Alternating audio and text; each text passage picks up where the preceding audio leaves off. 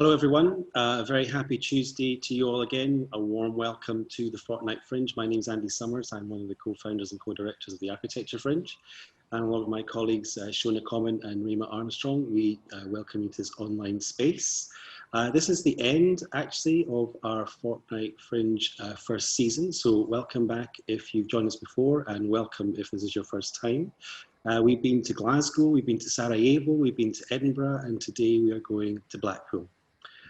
One bit of housekeeping, which I always forget, is if you are joining us online, which obviously you are, there is a question box to the right on YouTube. Sometimes some people can't see that if you're on your phone, but there's a question box on the YouTube platform if you can find that for questions later, which we'd be happy to have. We're joined by Lee Ivett. Hello, Lee. Hello, how you doing? We can see from your blue sky that you're not in Glasgow with us. You are live in Blackpool at the North Pier, is that correct? That is correct. I am live in Blackpool on North Pier with a quite amazing view of the sea. That's the Lake District you can see in the background as well. It's quite a stunning situation. It's a beautiful, beautiful afternoon in Blackpool, and makes me wonder if there's any problems at all in Blackpool. It's pretty stunning right now. Well, it is a stunning place. Just going to introduce your event now, and you can kick off once we're done with this. This is a description that we put together towards that. Big Towers and Hard Candy, a postcard from Blackpool. Architect and academic Lee Ivett explores the architecture of pleasure, production and poverty in the go-to resort town for Glasgow's working class. Utterly unique in form, aesthetics and character, Blackpool has over 18 million visitors a year. It is also home to 8 of the 10 most deprived neighbourhoods in England. A Brexit-voting town, but still a place where anyone can be whoever they want. Bright lights and endless pleasure, but the highest mortality rate in England. Ballroom dance and Blackpool grime, a town of relentless contradiction trying to find its place in the 21st century. We're very excited to hear about Blackpool, Lee, because you've been working there for at least a year now with the students and your own ideas, so over to you. Thank you very much. So I'm going to be sharing a presentation looking at the current kind of characteristics and dichotomies and paradoxes of Blackpool as a place. I'm then going to kind of move from that into what some of the current kind of strategies of regeneration are. And then I'm also going to then share some of the work that we've been doing with our students as well. So I will share my screen. Can you see that? Yeah, that's all good. So Big Towers and Hard Candy. I mean, one of the things that obviously is most recognizable in Blackpool is Blackpool Tower itself. And this obviously isn't Blackpool Tower. This is another tower in a place called France. And what's quite amazing, I think, about Blackpool Tower is that the Eiffel Tower opens in 1889. And only 5 years later, some fly Lancastrians have managed to rip it off and get it open for business. And I think that kind of looking into the wider world and being inspired by something and then copying it and getting up and running is kind of interesting in a couple of ways. One, because you're ripping something off, and two, though, the kind of ingenuity that has to go into kind of getting your own version of this open within about 5 years of the thing that you're actually ripping off. And ours is a little bit shorter, but it did have bears. It has a circus inside, which thankfully now no longer involves animals in the circus. But for about 100 years, well, about 80, 90 years, it was a circus with animals. It has a ballroom as well. And it also had an aquarium as well. So they kind of weren't just satisfied with kind of making a physical copy of this tower in France, but actually kind of packed that full of life, entertainment, joy, pleasure, of a huge range of variety as well.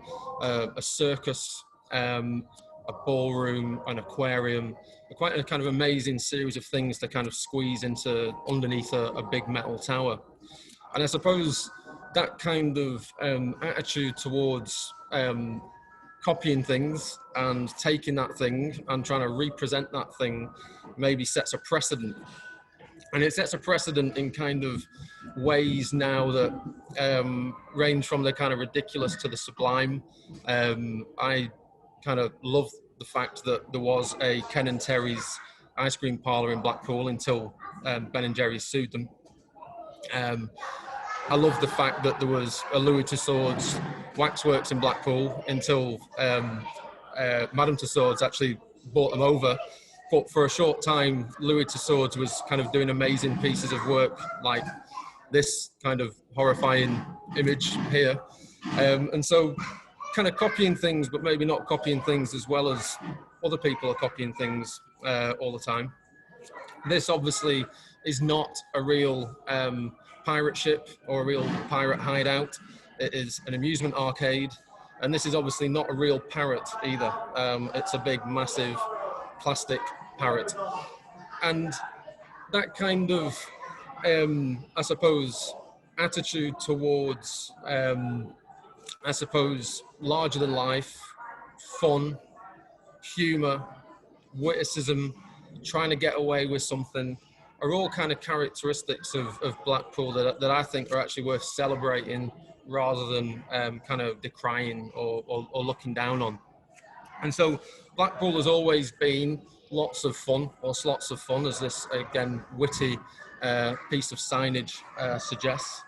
But increasingly, there is a kind of portrayal of Blackpool within both the media and within conversations about regeneration that looks at, I suppose, a type of fun that exists in Blackpool and maybe starts to question whether that is appropriate, whether it's actually something that the town doesn't want to be associated with. So, you know, when is lots of fun too much fun?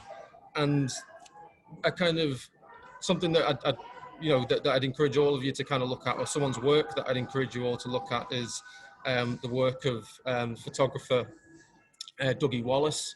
And one of the projects that Dougie Wallace did was a photo essay looking at the stag and hen culture in Blackpool, and kind of photographing that in a very honest and raw way, without making judgment, just kind of presenting that life and that culture as it is and as it happens. But that is the kind of the kind of life and the culture of Blackpool that is now, you know, part of a conversation around regeneration, where a place starts to say, or the people who lead a place, or supposedly lead a place, or local government or developers or investors start to say, actually, that's not what we want this place to be about. We want it to be about something different. And but I'm again not sure whether this is something that should be so easily dismissed or so easily demonized. I think that there is a kind of snobbery at times towards working class culture, and there is a snobbery towards a certain kind of type of occupation and activation of space that leads to an attempt to kind of cleanse a place of those things that aren't deemed kind of socially or culturally pleasing to another class of people. So a lot of regeneration quite often tries to suggest a kind of better way of behaving, you know, as its main mode of regeneration. It tries to apply different value systems and value systems that are kind of suggested to be more acceptable in some way, or more amenable, or more polite. And Blackpool is a kind of place that is always living in a kind of interesting place of tension, I think, between all of the activity that happens in it. So, you know, this image of South Pier, for example, suggests that it is a place for family fun. There's a family bar, there's a family fun fair. You know, that this actually is an environment where you can bring your children, you can bring grandma, you can bring granddad, you can be an environment that is fun for all ages and all people all of the time. And it's a place as well that is welcoming. It's a place that suggests, through the way it kind of communicates loads of different aspects of itself, a certain type of relentless accessibility. And again, that accessibility is perhaps geared towards a lower income group, geared towards a working class sensibility. But you know, what's the problem with that? You know, that's kind of one of the questions I'm starting to kind of think about, is why does everywhere have to be kind of recreated towards a middle class sensibility? Maybe the UK, maybe places like, maybe everywhere needs places actually that are affordable, are fun, that are places where you can go and lose yourself for a weekend, or you can go and take your children for an affordable holiday, or you can go and dress up or pretend to be someone else or be a different version of yourself without judgment. And I think that one of the kind of strengths of Blackpool as a place is it is a place without judgment, at least at that kind of grassroots level, on the street level. It's a place without judgment. And maybe what's a shame in a way is that kind of above that level, at maybe a policy level, or maybe from an external level, from outside Blackpool, there is an increasing, or over the last 15, 20 years, there is an increasing judgment on Blackpool as a place that is negative about some of these things that I'm showing you, that its cheapness is a bad thing, you know, that its kind of hedonism is a bad thing, that its kind of faded glory is a bad thing, that its tackiness is a bad thing, and maybe it's not a bad thing at all, and maybe it's a kind of culture that we should embrace and warm to and adopt, and that kind of culture of accessibility, and that kind of culture of creating an environment where you can be who you want to be, or who you are, or who you dream of being, has been a part of Blackpool for many years. So you have an establishment like Funny Girls, which is an establishment that has been in Blackpool for many years, where a drag culture and a queer culture and the emergence of a gay scene within the town has found a place actually without any level of kind of discord, and is knitted and weaved into the fabric of the place. Funny Girls is somewhere that my grandma would go for an amazing night out. It wasn't seen as a kind of strange, weird, abnormal thing that is tucked away somewhere in the kind of bowels of a place or in the city of a place that only certain people know about. It's actually there. It's building everything about it. Suggests that actually this is something of pride, and it's something that's accessible, and it's something that is welcoming, and that kind of that attitude of an acceptance of alternative or seemingly alternative lifestyles, of different ideas, of different ways of being, is something that I think Blackpool has. And then there's another side of Blackpool that I think is worth celebrating in terms of its sense of place and the way it is, and again something to be kept. rather than marginalized in favor of a kind of different type of polite, cleansed regeneration, which is kind of always the danger of the way regeneration is imposed on a place. But that kind of but there's another side of Blackpool as well, where I think it's a place that is simultaneously ahead of its time and behind the times. You know, it's a place that seems to be kind of way ahead of where common society is on some things, but then in other places starts to kind of drag its heels a bit in terms of its kind of its attitude and its sensibility. And you don't, not only do you kind of see that in kind of putting things on sticks of rock like old slapper, fat bastard and twat, but you also start to kind of get a sense of that in terms of you know, it's politics as well, and it's your kind of recent you know Blackpool voted overwhelmingly for Brexit, for example, like the majority of the north of England did. And it's very interesting to me to kind of think about and look at a place that is so open and accessible on one hand, but then is also kind of strangely anachronistic on another hand, and is also a place that is so reliant on people coming into that place for its economy, for its life,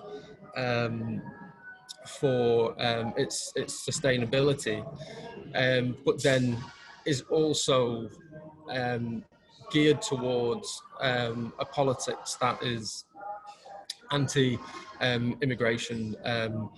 And so on the one hand, it's a place that is very much everyone, all colours, all creeds, all people, come to this place, enjoy yourself in this place. But then on the other hand, there is a kind of growing sense of marginalisation within Blackpool's working class, and maybe a kind of growing sense within you know, within the people who live and work and play in Blackpool on a daily basis, that actually this huge tourist economy might not be benefiting them. And if it's not benefiting them, then what is it doing? Because as said in the introduction, there's 18 million people a year visiting Blackpool to have fun on rides like this, on the pleasure beach, in the tower, on the beach. And how is it that 18 million people a year will come to this place, but this place still can't feed its own people, or this place still can't provide jobs for the people who live here, or this place is struggling to support in a whole multitude of ways the people who live, work and play here on a daily basis. And that I suppose kind of sense of the place right now is also interesting when kind of also compared against the history of the place. There's something for me, you know, that's fascinating about Blackpool being seen now as a place that is very unhealthy. It's a place where you can come and eat a lot of things that aren't particularly healthy for you, drink a lot of things that aren't particularly healthy for you. You kind of spend hours and hours inside arcades, playing slot machines. You kind of sit back on the beach. But Blackpool only exists because originally, 150 years ago, it was seen as a place to go to actually be healthy. Its origins lie in the fact that it sits on the coast, and that it was a place that you could come and bathe and take advantage of the water and the sea air. It was a place that became a site of convalescence for ex-miners. It was a place that became a place to escape to from the pollution of the cities, from the pollution of Manchester and Preston, and escape the kind of polluted industrial cores in the northwest, and then come to a place that had fresh air and water and a kind of healthier atmosphere. And the kind of interesting journey there, therefore, over kind of like say like kind of past 150 years is how a place that owes its origins to being a place of health and well-being gradually kind of gets to a point in time where it's actually identified as being a place that is the antithesis of that it's actually a place that isn't healthy as an environment. It's a place that people go to not to be healthy. It's a place that people go to for maybe opposite reasons. And I'm kind of also, very fascinated by the kind of, the architectural and spatial origins of some of the kind of main features of Blackpool as a place as well. So, the idea that the pleasure beach, as seen here, it's kind of got a strange new hotel built in front of it as well. Massive roller coaster rides, tarmac, paving. Starts as an encampment, as a camp, where you had the traveller community kind of occupying what was still sand and dunes at that time, and kind of starting to establish amusements and rides, such as the miniature railway, or this rather strange attraction here, where you could go in this tent and meet Gypsy Sarah's eldest clever granddaughter, which I don't think is still an attraction on the pleasure beach. And this amazing image of the pleasure beach as well in its early years, where becoming more established and recognizable as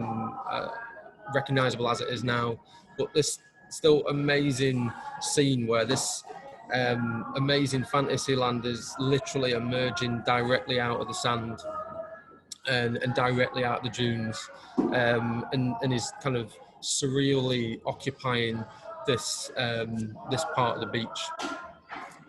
And then one of the main reasons I'm kind of talking about Blackpool, or I've been asked to talk about Blackpool, is because it's where I did a lot of my growing up. My parents were born and raised in Blackpool, and then they moved to Preston, which is where I was born. But all of my family, my granddad, my grandparents, uncles, aunties, cousins, all lived in Blackpool. So growing up, I was in Blackpool about once a week, and one of my favourite places to come when I was in Blackpool was the Sandcastle. Massive indoor water park, and a kind of, again, a kind of architecture of kind of strange mashup of modernist ideas and imitation and pastiche and weird, swirling, colourful infrastructure.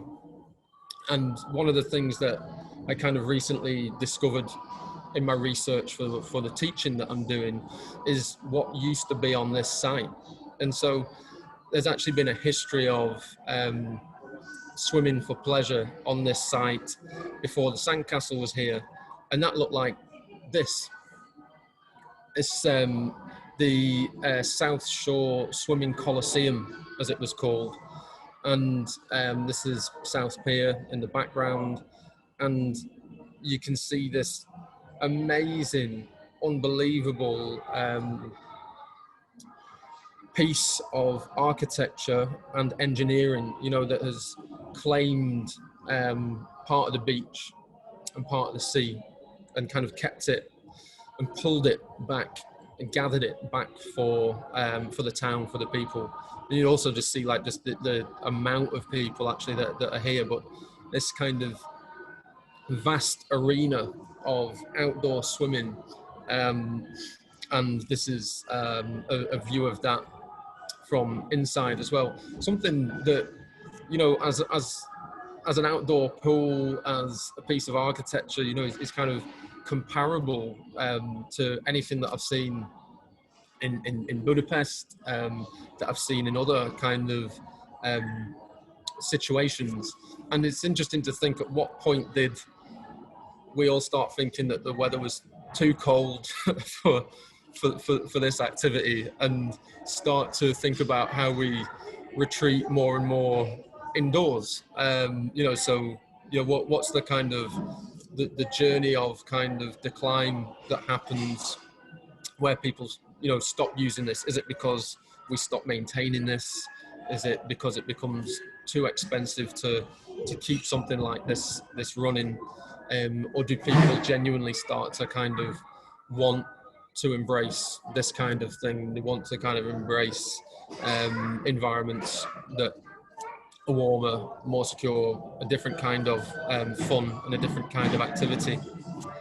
And these kind of architectural moments in Blackpool, though, still very much exist at a whole variety of scales. So, you know, whilst, you know, this is of a particular type of kind of elegance and design at quite a large scale, I've always been entranced by these are some of the most beautiful things that I've ever seen in architecture. I think they're kind of utterly delightful and beautiful ways of occupying the promenade to kind of create moments of intimacy for different groups of people at a time. You know, so within this one shelter, there can be a group sitting here, feeling a certain sense of privacy, a group sitting on the other side, a group sitting on the other side, a group sitting on the other side, facing the sea. And, you know, a kind of celebration of not just the kind of place and the context, but a celebration of ornament and craft and design, and making, which is maybe not being replicated in the kind of contemporary architecture or the contemporary modes of built environment renewal that are happening in Blackpool. And again, a kind of another example of an exquisite piece of architecture, and a kind of beautifully kind of composed elevation, of which is, you know, kind of one part of a much bigger street of guest houses. And, you know, this kind of, like I said, a kind of a certain kind of attitude that is projected onto Blackpool increasingly for me doesn't, you know, kind of get to the bottom of the level of beauty that exists in the place, and a kind of beauty of an architectural beauty, a design beauty, people, life, environment, views, vista, atmosphere. And I suppose that then kind of, you know, brings us back to that kind of conversation about how Blackpool is portrayed, and how it is portrayed in the media, but also, I suppose, acknowledging the truths that are in that portrayal, as well as, you kind of, like I've been trying to do, pick away at some of that portrayal as well. You know, so it is a fact, as in this Guardian article, that Blackpool has an early death rate that is twice that of the most affluent areas. And again, it takes us back to that question of 18 million people visit here a year, but the people who live here in some areas, you know, are twice as likely to die early than other parts of the UK.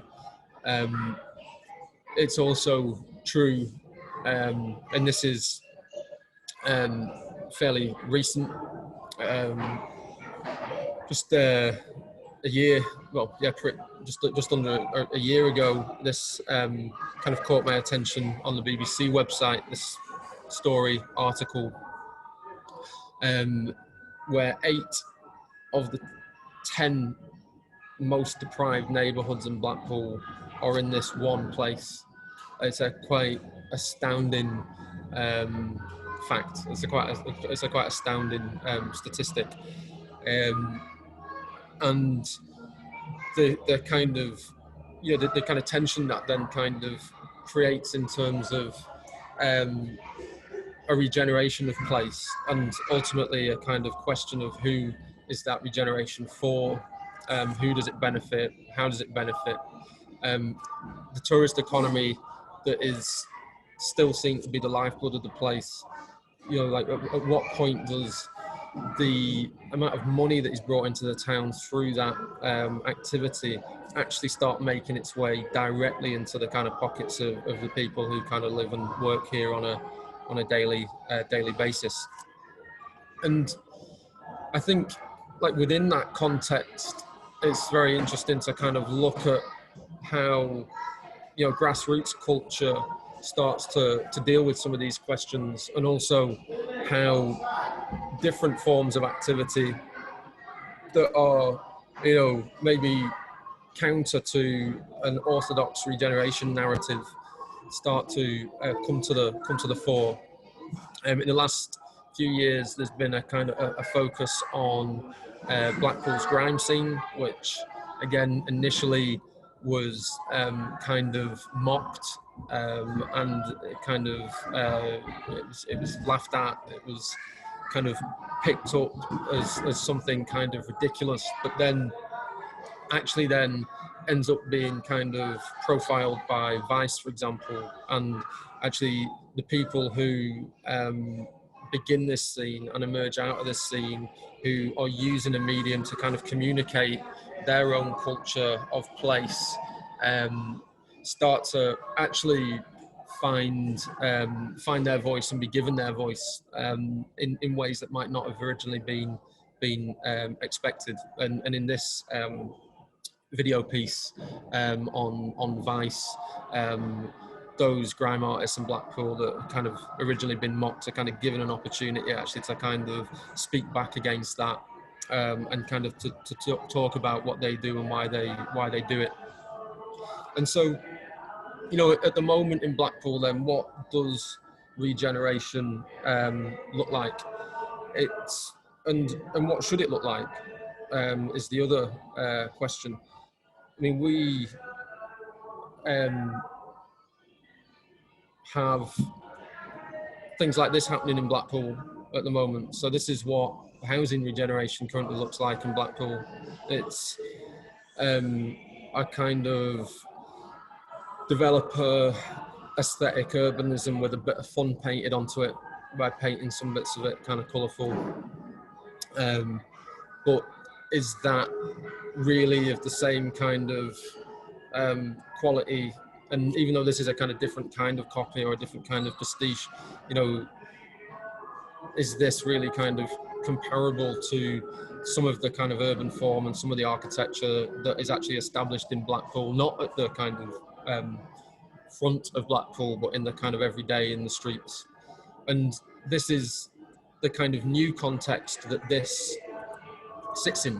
It sits in the context of a McDonald's, a cinema, a big car park, a Frankie and Benny's, and a kind of piece of landscaping that might be very pleasant. But this, kind of picture is taken from a huge road that brings tourists into the centre of Blackpool. And again, it's interesting how, the Blackpool that is being built for the people who live in Blackpool does not kind of have the density, the intensity, the accessibility, and the joy of what was built originally of Blackpool, in terms of Blackpool's kind of front of house, in terms of the Blackpool that shows itself to its visitors. And then as well as the kind of housing and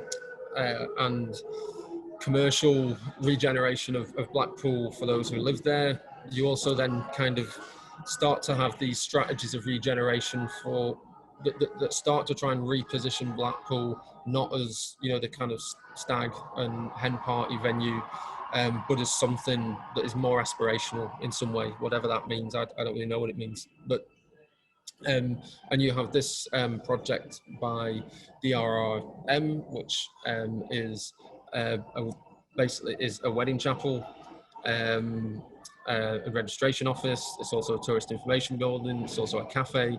You know, so it's a kind of an attempt to use contemporary architecture as a regeneration tool. But then there's also this kind of forced consolidation of amenity into this building where, to be considered sustainable, it has to do more than one thing. It has to be somewhere you can get married. It has to be somewhere you can pick up a leaflet. It has to be somewhere that you can get a coffee.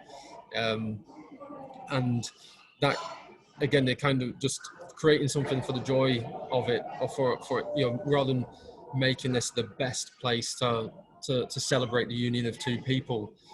It kind of is forced into having these other things to make it viable. And a lot of regeneration does that these days. It kind of talks about sustainability, but only from an economic point of view, and then the kind of forced additional aspects, you know, that are kind of forced into the kind of program and the brief for that architecture, often then compromise the ability for that to be, you know, one amazing thing. And this is some of the new town centre regeneration in Blackpool. New grade A office accommodation. These buildings are kind of being, some of this is being let to the council, some of it's being let to Blackpool College, and you know, bringing educational establishments into the heart of the town again is not a bad thing. Using contemporary architecture is not a bad thing. Building things is not a bad thing. But, you know, is there a kind of point at which, you know, some of the new architecture that is being made in the town again is kind of too scared to embrace, you know, what the best of Blackpool is as fun, colourful, vibrant, excessive, expressive, and alongside the kind of creation of new built infrastructure as a regeneration tool, there's also been large investment in public art as a regeneration tool as well. And so this is the Comedy Carpet by Gordon Young, which sits directly below Blackpool Tower. And this is a view of it from the tower, which kind of has all of these quotes and is a celebration of the kind of jokes and the culture of comedy and stand-up in Blackpool. You also have public art as more obviously physical infrastructure on the promenade. There's been a huge investment in the promenade over the last kind of 10, 15 years with these kind of little rotating seating areas by Ian McChesney architects. This massive disco ball, and something that, you know, is particularly successful is this kind of remaking and of the kind of way in which the promenade interfaces with the beach as well. It's kind of beautiful, continuous, sinuous set of steps that you get running along the full length of the beach. And so one of the so you kind of had this kind of big investment in certain ways, in certain cases in the town.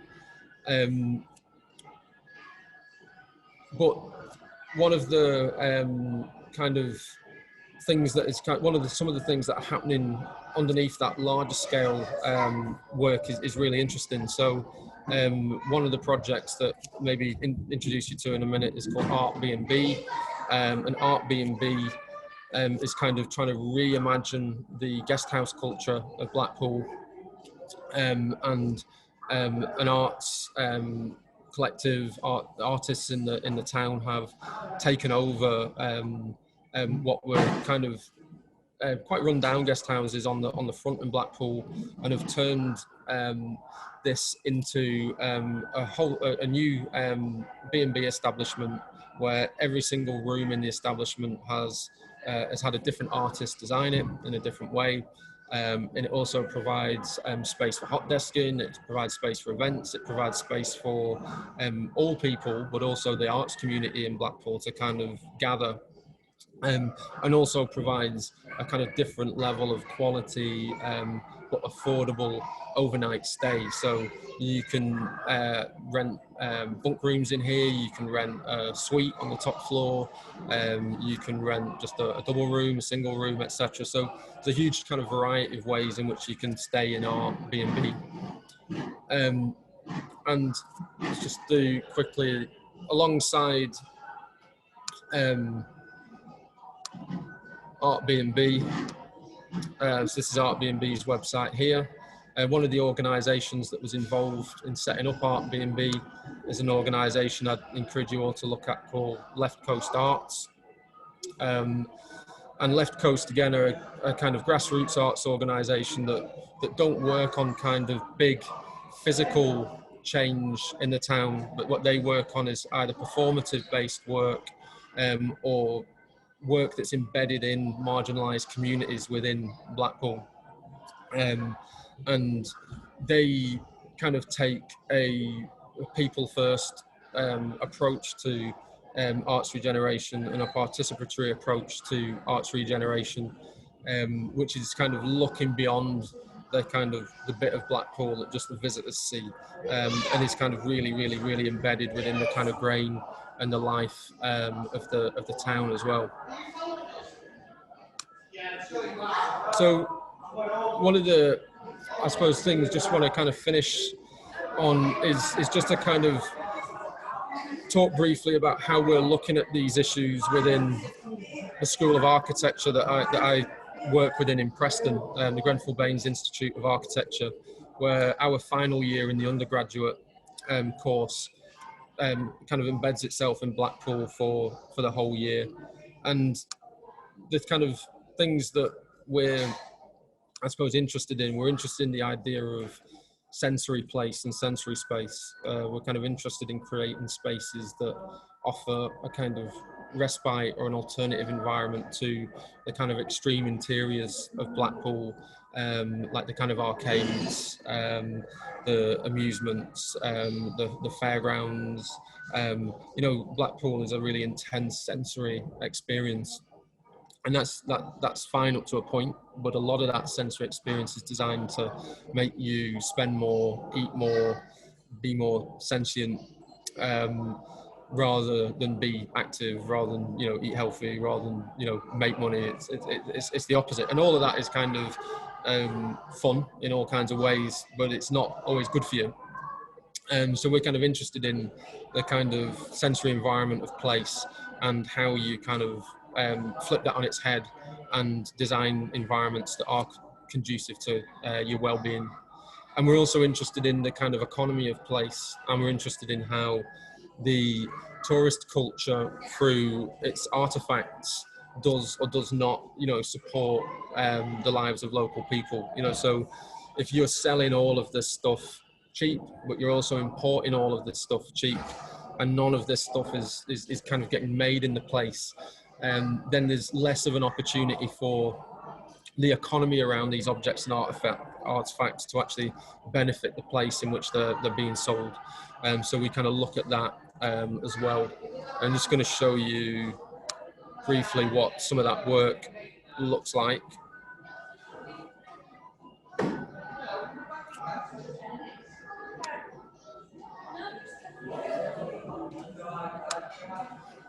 So this is, you know, these are the projects that we do: Extreme Interiors, Temple of Antitheses, an Atlas of Blackpool. We then look at the production process of existing and proposed souvenirs. We then look at creating an environment in Blackpool within which you can make artifacts, make souvenirs. And this is the work of Joe Woyer-Woda, one of my students. So there's a kind of mapping of all the different types of sensory experience in a place through a whole variety of methods, documentary, abstract, installation-based. This group looking at the sense of smell and the sense of taste on one of the piers. And we also then explore ways in which that mapping can inspire different interventions that take those sensory characteristics and then kind of apply them at different scales, micro and kind of macro scales of intervention. And we then move on to kind of looking at a project that takes that sensory analysis and flips its extremities on its head and suggests a kind of a non-religious temple that offers a place of kind of respite and well-being within the town. And the location that we select for that is a former boating pool, which is now a go-karting site.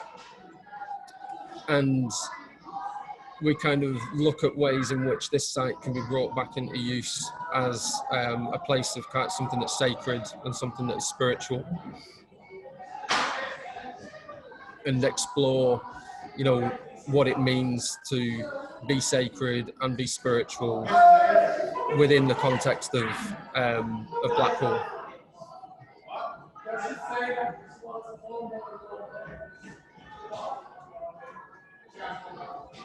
And this is some of Joe's work on that theme, creating a kind of courtyard and using the courtyard as a way of organising the programme and kind of different sensory experiences within the building and out with the building.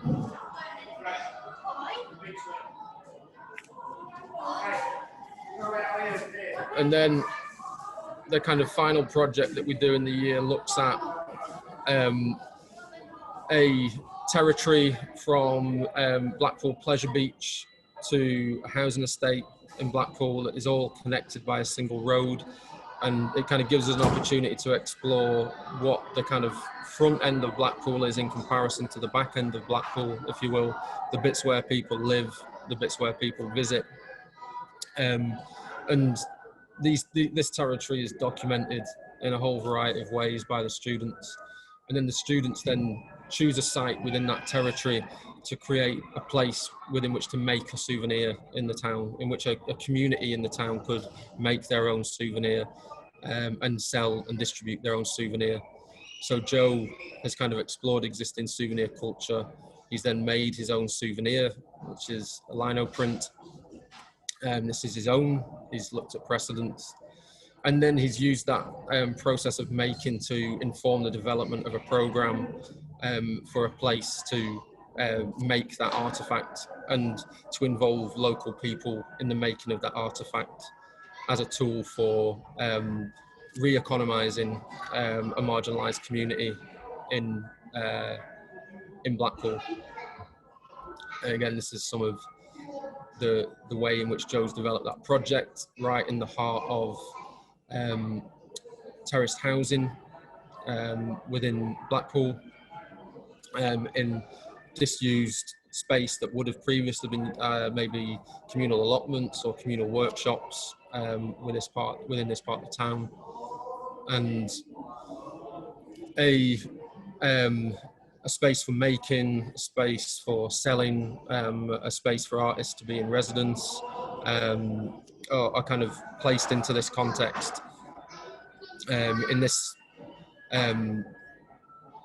case in a humble but really kind of delightful way, where the kind of scale of the architecture is kind of humble, but the kind of detail of the architecture starts to be joyful, bringing in kind of terrazzo that's made by the community, and also exploring the way surface creates curiosity and entices people, and also looking you know, at kind of simple moves, like say the kind of terrazzo within the skylights, the painting of the underside of the sark in blue, and kind of picking up on the joyfulness of Blackpool, but applying it in a very kind of contemporary way.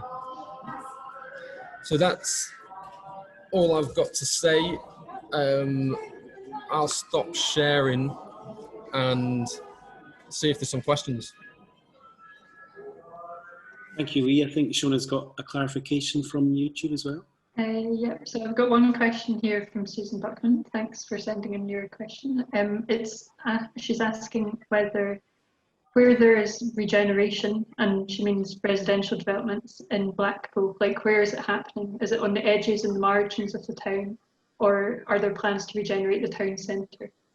Yeah, I mean, it's in, I suppose, a variety of areas. So the some of the images that are showed that look like more commercial regeneration are kind of right in the heart of Blackpool town centre, and are where you get off the train station, basically. And there's a kind of new urban core being created, but it's not residential, you know.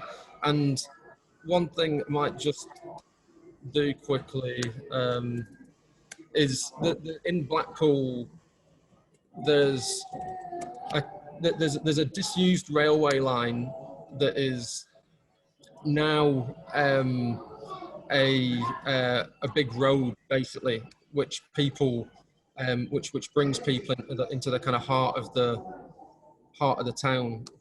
So I'm just going to share my screen again quickly. A sec.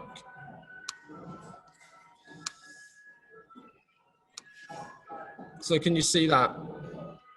Yep. Yeah. So this here used to be the main railway line into the town. And what you find, and is now a road that brings people directly into the centre of the town. So in this bit here, this is the remaining train station. This is all undergoing big kind of large-scale urban regeneration. And then the examples of housing regeneration that I showed you are actually kind of happening in this area here. And so you have that happening, you know, in terms of like a kind of proximity to the front, but there is this kind of division, you know, where, you know, everything on kind of this side of this old railway line is kind of tourist, you know, and everything on the other side starts to be more about kind of local life and local amenity, you know, including, you know, things like Stanley Park.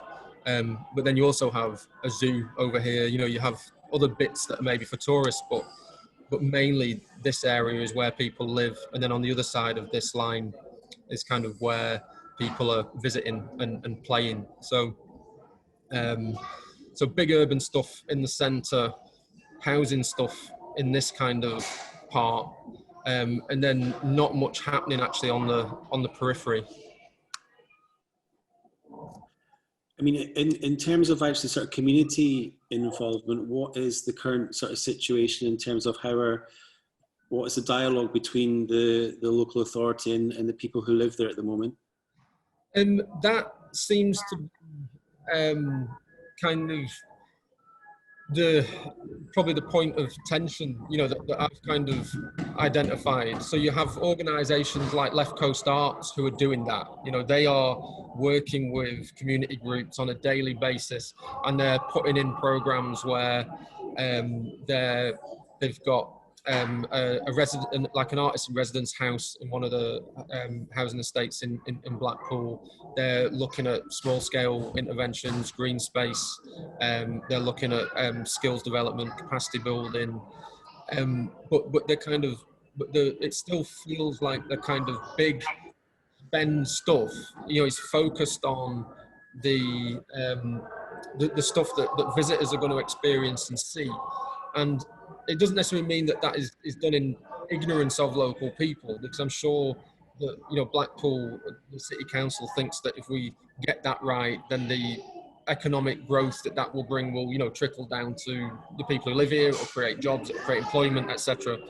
But it's difficult to identify, you know, how local people are part of that bigger conversation, you know, there is grassroots engagement, but that seems to be happening through maybe more, independent organisations, and at a small scale, rather than from the top, kind of using that. And I think that's kind of, I think the current tension in terms of a conversation around regeneration in Blackpool at the moment, is that big stuff. How long does it take, even if it does work, how long does it take to trickle down, and how much employment does it actually create, and how quickly does it create that employment? And is that even, is a service economy the only, should a service economy or working in the tourism industry be the only avenue for kids in Blackpool, to become employed and live their lives? For me, probably not. On children, we have another question from YouTube, I think, Shona? Yeah. Again, from Susan Buckman. She asks, Blackpool in many ways is about children and childhood, but actually it seems to me all about adulthood. Have you done any work on looking at how children have ownership of the spaces? We've not done a huge amount looking at the experience for children in itself, in terms of the work we've been doing in the university, but that's something that I think would be really, really interesting to look at. And now that that's been suggested, might find its way into the briefs for this year. I mean, I think that what we've been doing so far is probably been looking at the experience universally across all ages, and probably looking at the spaces in detail which bring adults and children together. So a lot of the environments that we study from a sensory point of view are environments that children and adults occupy simultaneously. And again, there's something interesting about a place that kind of provides a level of fun and amenity for children and adults simultaneously. That you go into the amusement arcade and children are having a great time, but I'm still there putting 2p's into the 2p falls thing, and kind of whether that's from a nostalgia point of view, and a return to my own childhood, or whether it's because I genuinely enjoy it, I don't know. But there is a kind of life to the place that does accommodate childhood and adulthood, and at its best there are places that accommodate both of those things simultaneously. But I think what I notice when I'm here is that none of the children carry the same prejudice as the adults do in terms of Blackpool as a place, in terms of is it down at heel, is it faded, does it need regenerating? What I see from the kids is they just love it, they just enjoy it. They don't see that kind of narrative in the background. They just see loads and loads and loads of fun things to do, or eat or try and play with. You've got another question, Shona, I think? Yeah, one more. This one's from Paul Beaton. Thanks for sending that in. A good point was made regarding the amount of tourist money coming in, but it not really being regenerated into Blackpool and its residents. Where's the money going? Yeah, I mean, I think the money is going on just treading water. I mean, there's, well over, £1 billion, pounds a year.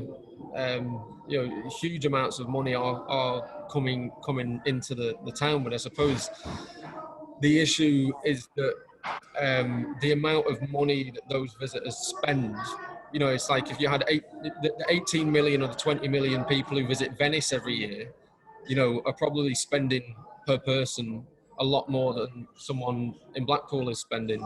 And so because Blackpool is stuck in a position where it's just really, really desperate to just maintain what it has and try and find a way forward.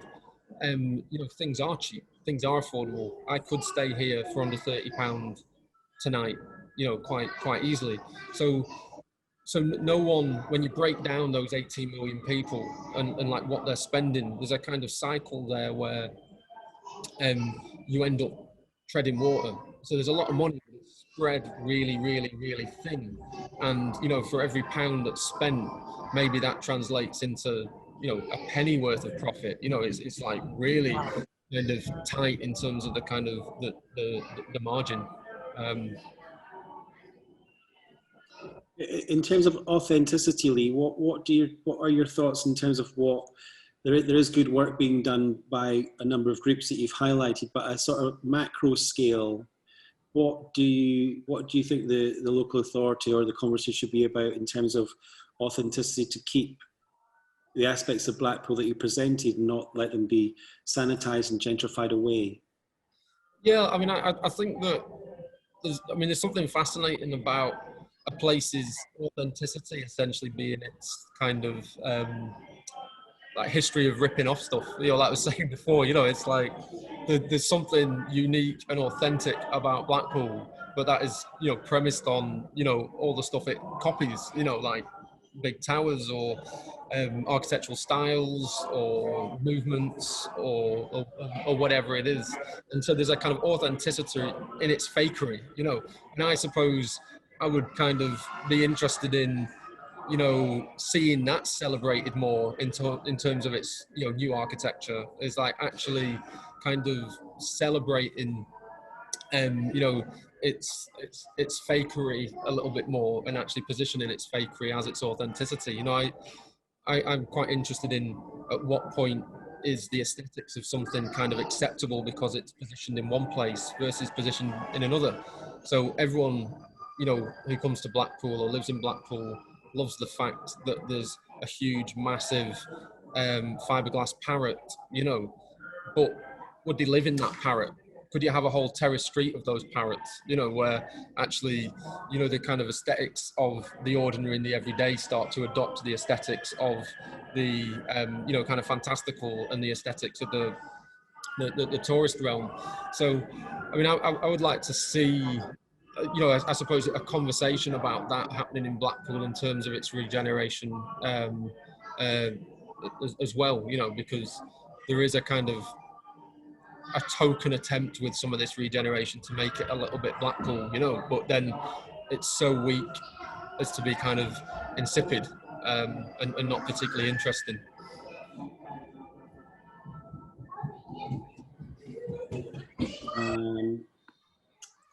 That is coming up to the end of our hour.